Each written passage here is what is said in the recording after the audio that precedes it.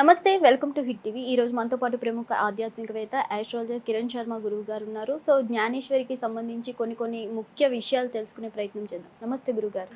నమస్తే అమ్మ. అఖండ ఐశ్వర్యమస్తు. గురుగారు, గత 10 రోజుల నుంచి జ్ఞానేశ్వరి మిస్సింగ్ కేసు ఒక మిస్టరీ అనే చెప్పుకోవాలి. అందులో భాగంగా మనం చూసుకున్నట్లయితే అమావాస్య జరిగింది కాబట్టి చేతబడి జరిగి ఉంటుంది అని కొన్ని కోణాల్లో కూడా విచారించడం జరిగింది. అలాగే కరాటి కళ్యాణి గారు రెస్పాండ్ అవుతూ ఇది పక్కా చేతబడియే అంటున్నారు. ఈ రోజుల్లో కూడా ఇలాంటివి ఉన్నాయంటారా? అసలు నమ్మాలంటారా? సరే, మీరు అడిగిన ప్రశ్నకి సమాధానం మనకి అధర్వణ వేదంలో ఈ యొక్క విద్యలు ఉన్నాయి, తాంత్రిక విద్యలనే ఉన్నాయి. లేదని చెప్పడానికి లేదు, లేదు అది అబద్ధం అని చెప్పడానికి లేదు. ఇప్పుడు ఇంద్రజాల ప్రదర్శన చేస్తున్నారు సైంటిఫిక్గా. మీ యొక్క భాషలో మీ జంజీలు వాడే మాట ఇంద్రజాలిక ప్రదర్శన చేస్తున్నారు. అందరూ కూడా నథింగ్ బట్ హిప్నటైజ్ చేస్తున్నారని చెప్తున్నారు. దాన్ని మీరు ఒక రకమైనటువంటి విద్యని అని మీరు సైన్స్ విద్య అని చెప్తున్నారు. మీరు నథింగ్ బట్ అది కూడా ఆకర్షణే, అది కూడా వశీకరణ చేసుకోవడమే. అంటే ఒక వ్యక్తిని నీకు లోబరుచుకునే విధంగా మార్చుకునేటువంటి పదాలు వాడతావు. ఒకప్పుడు ఏంటి మంత్రాల ద్వారా దాన్ని చేసేవాళ్ళు. ఇది ఆధునిక శాస్త్రజ్ఞులకి కొద్దిగా ఇబ్బంది కలిగించే మాట అయినా చేతబడి చిల్లంగి అనేవి లేకుండా లేవనే విషయం వాస్తవం. ఇప్పుడు అంత నైపుణ్యంగా చేయగలిగేటువంటి వ్యక్తులు సమాజంలో లేరు అనే విషయాన్ని గమనించాలి. అటువంటి అంతటి మంచి స్థాయిలో ఈ చేతబడి వాళ్ళు చేసేవారు. పూర్వకాలంలో మీకు విషయం చెప్పాలంటే ఇక్కడ మనకి ఒక షట్కర్మలు అని ఒకటి ఉంటుంది. షట్కర్మలు, ఇది అధర్వణ వేదంలో షట్కర్మలు ఉంది. దాంట్లో మారణ, మోహన, స్తంభన, అలాగే విద్వేషణ, ఉచ్చాటన, వశీకరణ, వీటి షట్కర్మలు అంటారు. ఈ షట్కర్మలు అనేవి తప్పకుండా మనకి ఈ యొక్క శాస్త్రంలో అంటే అధర్వణ వేదంలో స్పష్టంగా చెప్పబడింది. ఈ యొక్క అధర్వణ వేద చెప్పబడిన విషయాలన్నీ కూడా ఏంటంటే ఒక రకంగా ఇవి మీకు చెప్పాలంటే ఇది ఒక రకంగా తామసిక పూజలు అంటారు. అంటే తామసిక పూజలు అంటే ఓం బ్రీం భృం ఖట్ స్వాహ అనే ఒక రకమైనటువంటి భేతాళయ ఆవాహ అనేది ఇది సినిమాలో చూపించినట్టుగా ఉండదు, కానీ అలాంటి తాంత్రిక మంత్రాలే ఉంటాయి.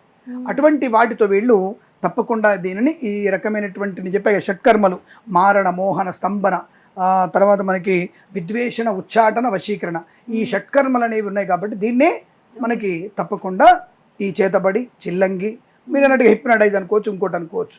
కొన్ని మాటల, పదాల, అక్షరాల కలయికతో అవతలి వ్యక్తిని నాశనం. ఇవి ఎందుకు చేశారు అంటే శత్రువుని దెబ్బ కొట్టడానికి.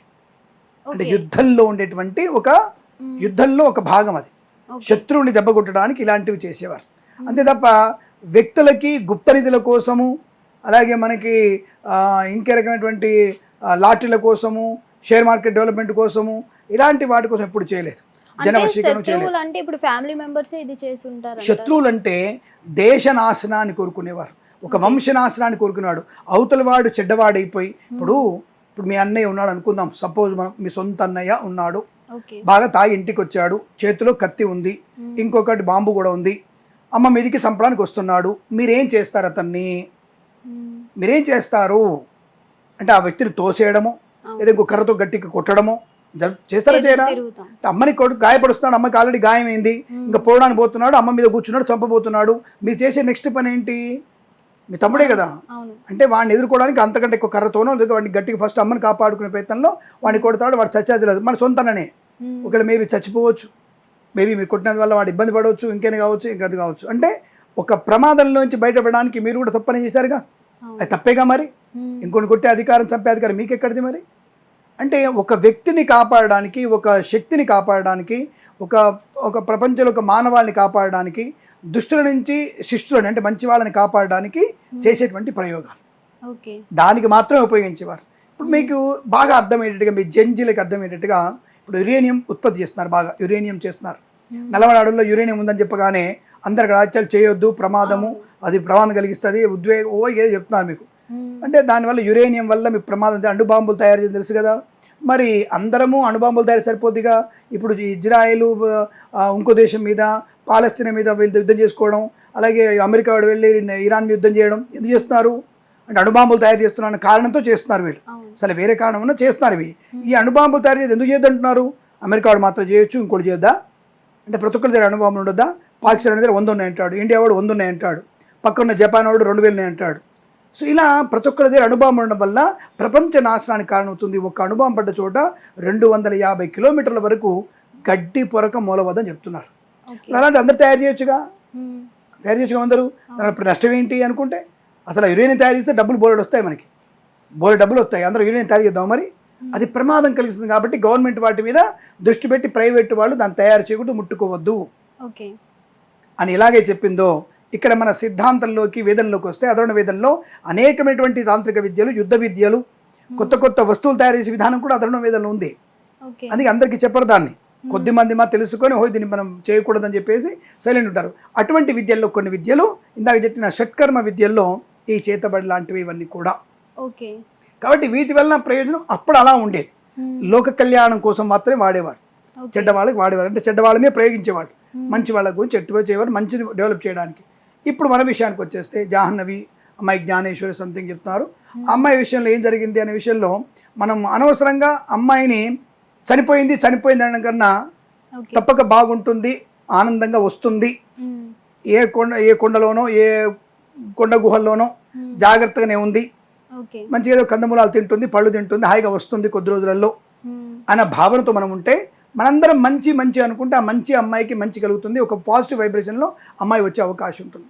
కాబట్టి ఆ కన్న తల్లిదండ్రులకి మనం తప్పకుండా మంచిగా అమ్మాయి బయటికి రావాలని కోరుకుందాం మనం. ఇప్పుడు నిజమైనటువంటి విషయంలోకి వస్తే ఆ 4 ఏళ్ల వయసు ఉన్న పిల్ల ఇన్ని కిలోమీటర్ తిరిగే అవకాశం లేదుగా. 4 ఏళ్ళు కూడా లేవంటే 4 ఏళ్ల పిల్ల అని చెప్తున్నారు, అంత దూరం తిరిగే అవకాశం లేదు. సో ఎక్కడికి వెళ్ళినా మ్యాక్సిమం కాళ్ళు కాలుతాయి, ముళ్ళు గుచ్చుకుంటాయి, పోనీ పులులు కానీ అంటే అక్కడ లేవని చెప్తున్నారు, పులు లాంటివి చెప్తున్నారు, అట్లాంటి చెప్పేసి ఎలుగుబంట్లు కూడా లేవు అక్కడ. సో ఇవన్నీ ఉన్నాయి కాబట్టి అక్కడ అర్థం ఏమైందంటే ఈ రకమైనటువంటి నెగిటివ్ అంటే ఈ చేతబళ్ళ అమావాస్య ఉంది కాబట్టి చేతబళ్ళ వైపు వెళ్ళిందేమో. అంటే ఒక రకంగా చెప్పాలంటే మనకి ఈ గోదావరి జిల్లాలో నెల్లూరు జిల్లాల వైపు రంపచోడవరం ఇవన్నీ ఉన్నాయి, బంటుమిల్లి ఇంకా కొన్ని గ్రామాలు ఉన్నాయి. ఈ ఒరిస్సా బాట దగ్గర ఉన్నటువంటి అందరూ కూడా ఈ రకమైనటువంటి బలులు ఇచ్చేటువంటి అవకాశం ఉంది. అయితే మీకు విత్ ఎగ్జాంపుల్తో సహా చెప్తాను మీకు, అంటే నేను డేట్తో సహా చెప్తాం మీకు. ముఖ్యంగా కృష్ణపట్నం అంటే దాదాపుగా ముత్తూరు అనేటువంటి ఊరు దగ్గర నెల్లూరు జిల్లాలో 2016 మే 16 తేదీన మనుశంకర్ అనే వ్యక్తిని బలిచ్చారు. అతని వయసు 9 సంవత్సరాలు. తలని చేతులు తల కాళ్ళు నరికేశారు. నరికి ఆ రక్తంతో అక్కడ ప్లేస్ మొత్తం చల్లారు వాళ్ళు. ఎవరు చేసేదంటే చదువుకున్న మూర్ఖులే, ఒక వ్యాపారవేత్త, బడా వ్యాపారవేత్త నిధులు దొరుకుతాయని చెప్పేసి అక్కడ 9 సంవత్సరాల పిల్లవాడిని 2016 మే 16 తేదీన మెడ చేతులు కాళ్ళు నరికేసి ఆ రక్తం చల్లాడు.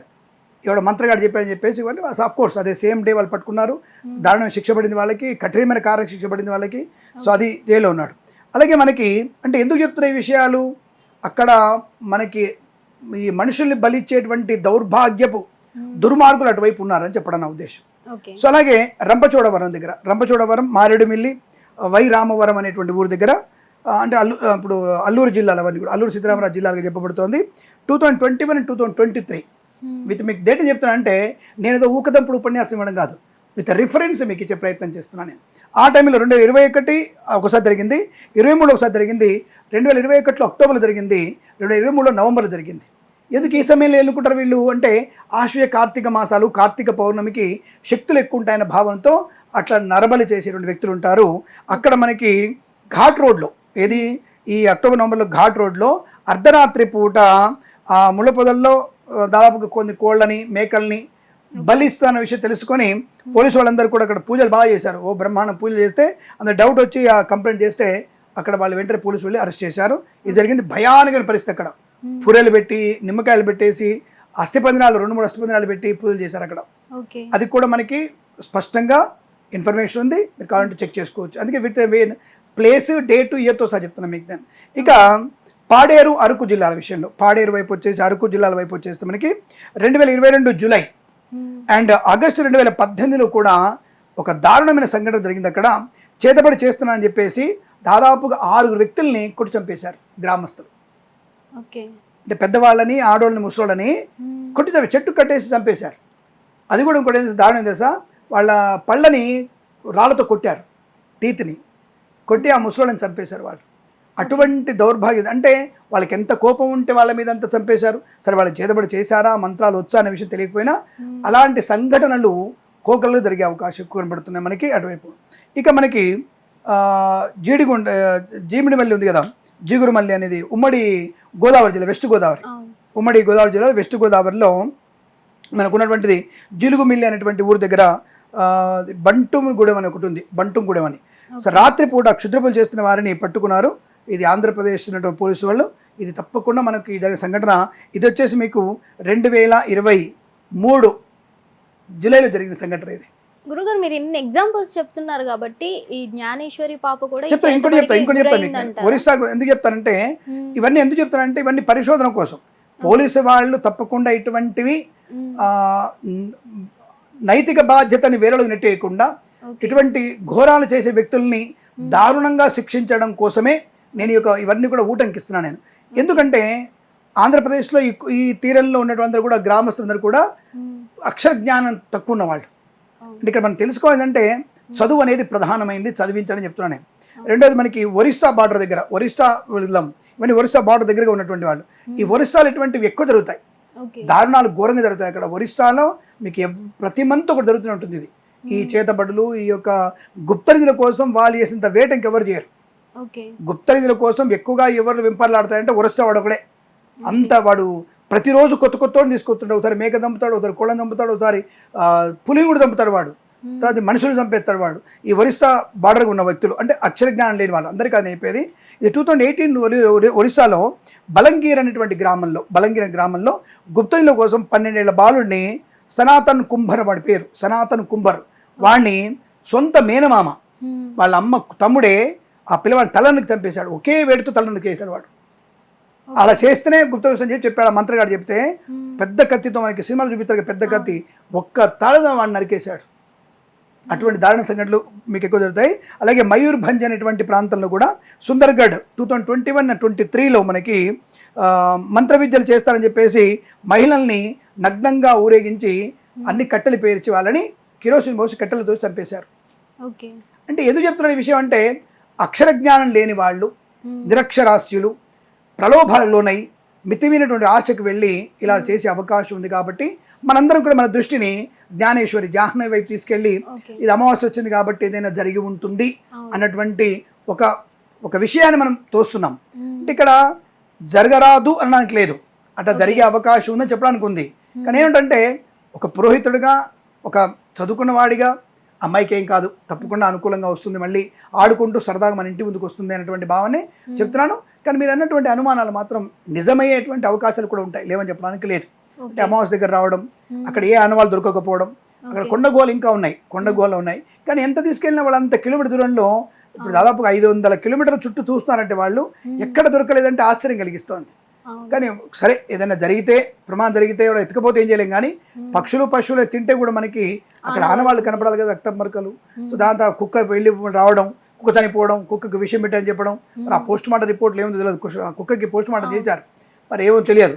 కానీ ఆ ట్రాకింగ్ని బట్టి తెలుస్తుంది. ఆపన తెలిసిన వరకు నాకు తెలిసి రేపు గురువారం సాయంత్రం కల్లా ఎక్కడుందో జాడ అనేది తెలిసే అవకాశం ఖచ్చితంగా ఉంటుంది. అంటే కుక్కని చంపేయడానికి కూడా అదే రీజన్ అంటారా? అంటే కుక్క వాసన పసిగడుతుంది కాబట్టి తప్పకుండా భైరవుని బలిస్తారు. అంటే కుక్కలు కూడా బలిచ్చే ఆచారం ఉంది. మరి వాళ్ళు అక్కడే బలి ఇవ్వాలి.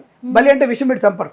బలి అంటే ఒక్క వేడితో చంపేయడమే, ఒక్క వేడితో దాన్ని చంపేయడమే ఉంటుంది తప్ప బలి అంటే ఆ ప్రాంతంలో, ఆ ముగ్గు వేసిన ప్రాంతంలో అక్కడే టక్కున చంపేయాలి అంతే. చంపేస్తేనే దానికి పలికి ఫలితం ఉంటుంది. కుక్క ఎక్కడో పోయి చచ్చిపోతే వీళ్ళు బలి విషయం పెట్టి అసలు చంపరు వాళ్ళు. విషం పెట్టి చంపరు, లేదంటే నానా యాత్ర చేసి చంపరు వీళ్ళు. ఈ క్షుద్ర పూజలు చేసే వాళ్ళకి నానా యాత్ర చేసి అవి కుచ్చి చంపే ఉండదు. గుప్త నిధుల కోసం వెతికే వాళ్ళు ఒకటే వేడితో చంపేస్తారు వాళ్ళు. సరే నేను అది ప్రోత్సహిస్తున్నట్టుగా మాట్లాడుతూ అనుకోవద్దు, వాళ్ళకు ఉండేటువంటి విద్య అది లేదని చెప్పడానికి లేదు. అటువంటి దౌర్భాగ్యులు, దుర్మార్గులు, నీచులు ఉన్నారు కాబట్టి వాళ్ళని సమాజం నుంచి వెలివేయడం, దారుణమైన శిక్షలు వేస్తే కానీ ఇటువంటి విషయాల్లో మనం ముందుకెళ్ళే ప్రయత్నం చేయడం. ఎందుకంటే సనాతన ధర్మంలో ఏ దేవత కూడా బలి కోరుకునే అవకాశం లేదు. అందులో నరబలి అస్సలు కోరుకోరు, ఇది మాత్రం కాదు. సనాతన ధర్మంలో ఇటువంటివి లేవు. కాబట్టి ఆ విషయం గురించి మీరు ఎక్కడ కూడా కంగారు పడి ధర్మం గురించి నెగిటివ్గా మాట్లాడే సాహసాన్ని మీరు ఎవరు చేయకపోవడం మంచిది. గురుగారు అంత చిన్న పిల్ల కాబట్టి అంత కొండలు దాటి వెళ్ళలేదు, పెద్దగా దూరం కూడా వెళ్ళలేదు, ఫుడ్ లేకుండా ఇన్ని రోజులు ఉండలేదు. సో కొండ చిలువ ఏమైనా మింగేసిందా అంటున్నారు, అక్కడ ఏమై ఉంటుందంటారు? పైతాన్ అనేది ఇప్పుడు మీరు అంటే నేను చూసిన దాని ప్రకారం అమ్మాయి వెళ్ళి 6 రోజులు, దాదాపు 6 రోజులు అవుతుంది, 6 days అవుతుంది ఇప్పటికీ. 6 రోజుల క్రితం నేను ఆ ప్రశ్నలకు నేను వేసుకున్నప్పుడు షష్టమ స్థానాధిపతి అమ్మాయికి ఉంది కాబట్టి నేను అనుకోవడం జంతువుల వల్లనే అమ్మాయికి ప్రమాదం జరిగిందని అర్థం. నేనైతే అంటే ప్రశ్న వేసుకున్నాను.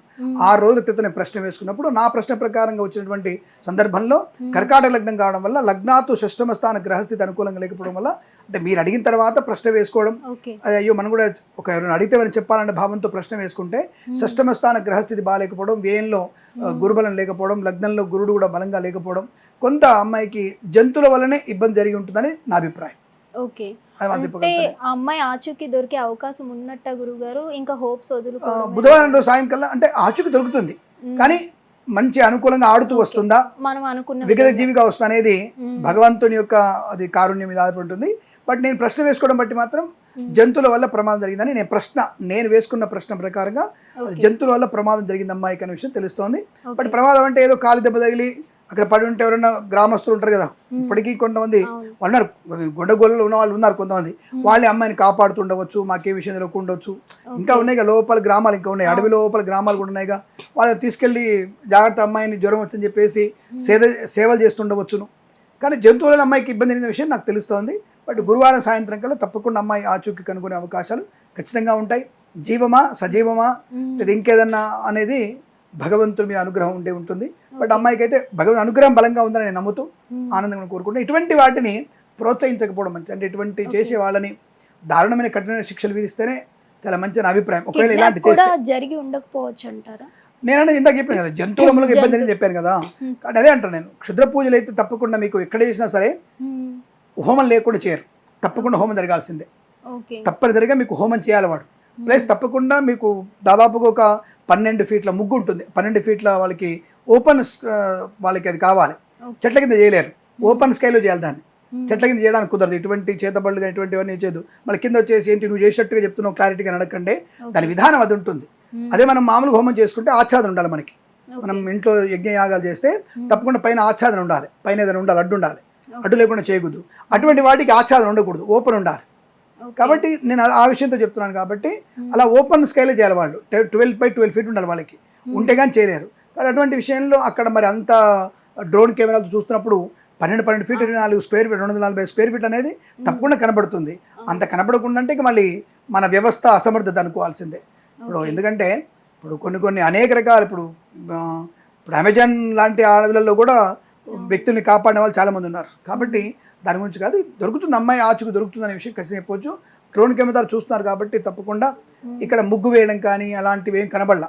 ఈ అడవిలో ముగ్గులు కానివ్వండి, అలాంటి పుర్రెలు. రెండోది రాత్రిపూట తప్పకుండా చేస్తారు, అటువంటి హోమాలు రాత్రిపూట తప్పకుండా చేస్తారు. కాబట్టి ఎక్కడ నైట్ పూట మీకు అటువంటి విజన్స్ ఎక్కడ కనబడలే మనకి. కాబట్టి దాని గురించి మనం పెద్దగా చేతపడి జరిగిందని నేనైతే అనుకోవడం లేదు. అలాంటి వాటికి అమ్మాయి బలైందని అనుకోవట్లేదు. మేబీ ఇంకా మనం చూడాల్సిన అవసరం ఉంటుంది.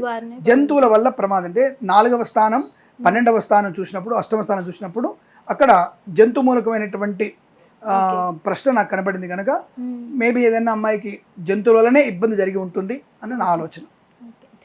శుభమస్తు. అమ్మాయి తొందరగా కోలుకొని ఆరోగ్యంగా ఇంటికి రావాలని కోరుకుంటూ జాహ్నవికి శతమానం భవతి. నమస్కారం. హిట్ టీవీ యాప్, ఇందులో short news, live news, entertainment shows, movies, digital magazines తో పాటు మీ జిల్లా వార్తలను కూడా ఫ్రీగా చూడొచ్చు. ఇంకెందుకు ఆలస్యం, వెంటనే హిట్ టీవీ యాప్ ని డౌన్లోడ్ చేసుకుని ఫ్రీగా ఎంటర్టైన్మెంట్ పొందండి. Hit TV app. Hit TV app. Please download hit TV app. Hit TV app ని ఫ్రీగా డౌన్లోడ్ చేసుకుని ఎంజాయ్ చేయండి. మీకు నచ్చిన ఎంటర్టైన్మెంట్ కోసం హిట్ టీవీ యాప్ ని ఫ్రీగా డౌన్లోడ్ చేసుకుని ఎంజాయ్ చేయండి. హిట్ టీవీ యాప్ ని డౌన్లోడ్ చేసుకుని ఆస్వాదించండి, ఆశీర్వదించండి. ఇంతమంది సెలబ్రిటీలు హిట్ టీవీ యాప్ ని డౌన్లోడ్ చేసుకోండి అని చెప్తున్నారంటే ఎంత మంచి యాప్ ఆలోచించండి. అమెరికా అమెరికా అమెరికా అమెరికాలో చదవాలనుకునే వాళ్ళకి విశ్వసనీయమైన పేరు మన శౌర్య కన్సల్టెన్సీ. UK లో 1 year masters, UK లో 1 year masters, 2 years work permit up to 5 years visa. Contact Saurya Consultancy. Contact 89851 89851.